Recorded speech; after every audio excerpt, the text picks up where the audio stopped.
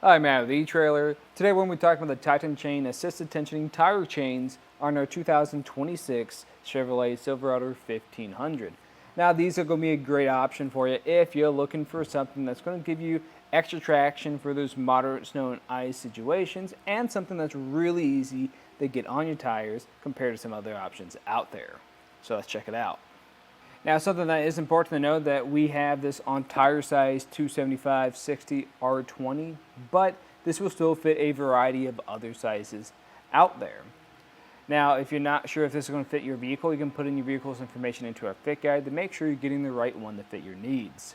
There's a few things that really stand out to me about these, and because, like I said earlier, these are going to have some links on them that are fairly large.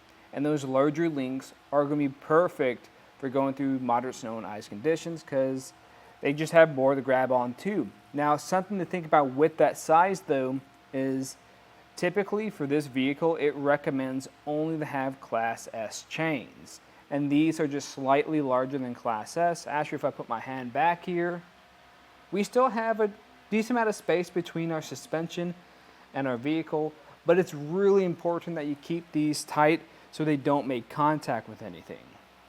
But the other thing that stands out to me about these is, like I was saying earlier, they're easy to put on. So what I mean by that, a lot of chains out there, you have to get underneath your vehicle. You're getting in some snow, water, ice. It's not very fun. These, I don't have to get underneath my vehicle. I can do this all from the front right next to the tire right here without having to lay on the ground. So that's why I really like these. Now, when it comes to some of the chain features, like I said, they're going to have plenty of bite to them since they do have this square design, and we're going to have this diamond pattern. And what that diamond pattern does is this gives us more surface area, more coverage on the tire, and that's going to give us more traction when we're driving around, especially making any turns. And these chains are going to be made from a nickel manganese alloy steel. So what that means for us is they're going to be more corrosion resistant, so they're going to last a longer amount of time. They're also going to be more durable than some more affordable chains out there. Something that I do like a lot about this is that we do have this assisted tensioning system on here. So there's no need to buy any additional items that go on here, like a rubber tensioner you would typically put on a chain. This is already built into the design, and the way it works is we're going to have a few points that it connects to, and it pulls tension against it. And then we're going to have the rubber section here. And that rubber section, what it's designed to do is when you're driving around, typically your chains are going to shift, and when they do shift, they loosen up. And this is going to remain nice and tight, so when they do loosen up, you'll still have tension over here. And you are going to have two chains that come with this kit, so you can put them both on the rear tires, like the manual recommends. And you are going to get this bag. And I like this bag a lot because, one, it is a soft case, so it's not going to be super brittle like some plastic cases out there, and it's just easy to handle. And what I really like about it is what's on the inside. So when I open it up, you can see my other chain that's in here, and it's in this little pocket. Those pockets are great for this style of chain because with this style of chain, there's a lot of slack here, and typically it'll get tangled up. But with these pockets, that can prevent that from happening. You're going to have one on either side. Now, in my opinion, I think this is going to be a solid option for anyone who is driving through moderate snow and ice conditions because the chains are going to last a long time. They're going to have plenty of bite to get through those situations, and you won't have to get into that deeper snow to install them laying on the ground. All of it's going to be from the outside or on the side. Now, there's going to be a couple other options, but really for me, this is going to be my top choice because it's also pretty affordable. Now, when it comes to installing them, it's not going to be that long of a process. It's just a few connection points, which I can show you now. So let's check it out. To start off with, I'm going to make sure I have my chains all spread out. We're making sure we don't have any tangles in here and there's no damages to the link. We also want to make sure this is in the right orientation. So a couple things to take into account is going to be the hooks. You want the flat sides facing up. You want the gray section closest to your tire. And we want to make sure we don't have any connections made here in the center.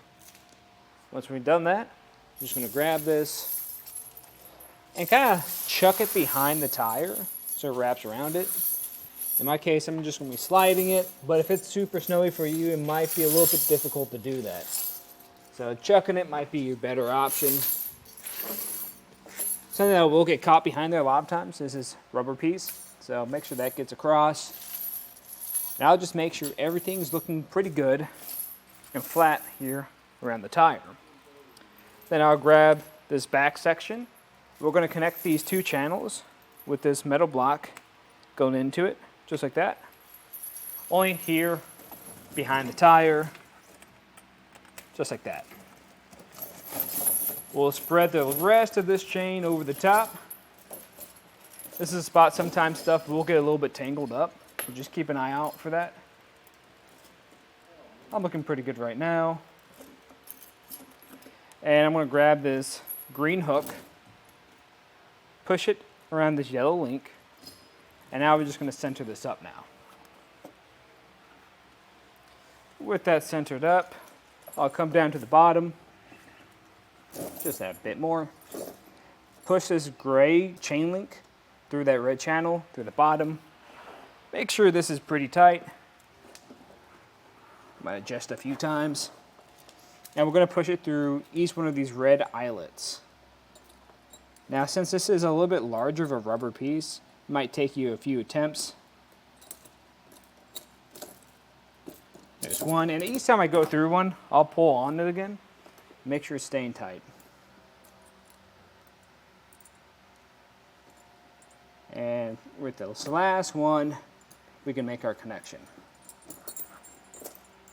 Again, these eyelets can be a little bit tight sometimes. There we go. I'm going to try to make sure this is as tight as I can get it. I think right here will be good. And there we have it. From here, we're just going to come by, give it a good old pull test, make sure it feels good. We're going to repeat that on the other side, and then pull forward, back up some, make sure this didn't shift too much, and if it still feels tight, you can take it out for a ride. And if you guys have any other questions, let us know here at eTrailer. And again, I'm Matt, and thanks for watching.